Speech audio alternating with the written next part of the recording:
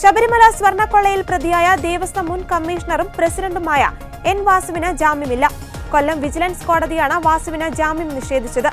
2019 ദേവസ്വം കമ്മീഷണറായിരുന്ന വാസുവിന്റെ ശുപാർശയിലാണ് കട്ടളപ്പാളിയിലെ സ്വർണം ചെമ്പെന്ന് രേഖപ്പെടുത്തിയതെന്നാണ് പ്രത്യേക അന്വേഷണ സംഘത്തിന്റെ കണ്ടെത്തൽ. കേസിൽ 3ാം പ്രതിയാണ് വാസു.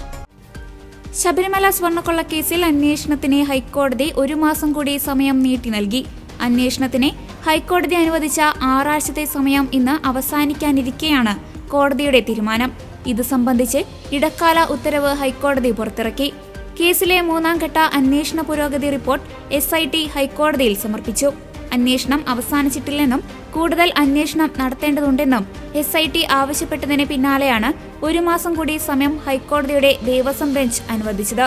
അതേസമയം സ്വർണ്ണക്കൊള്ളക്കേസിലെ FIR, അനുബന്ധ രേഖകൾ എന്നിവ ആവശ്യപ്പെട്ട് EDക്ക് പുതിയ അപേക്ഷ സമർപ്പിക്കാമെന്ന് ഹൈക്കോടതി അറിയിച്ചു. മജിസ്ട്രേറ്റ് കോടതിയിലാണ് അപേക്ഷ നൽകേണ്ടത്. സ്വർണ്ണക്കൊള്ളയിൽ അന്വേഷണം നടത്തുന്നതിന്റെ ഭാഗമായാണ് ED രേഖകൾ ആവശ്യപ്പെട്ടത്. എന്നാൽ സർക്കാരിനോടുകൂടി കേട്ട ശേഷം മാത്രമേ രേഖകൾ നൽകുന്നതിൽ തീരുമാനം എടുക്കുകയുള്ളൂവെന്നും കോടതി EDയെ അറിയിച്ചു.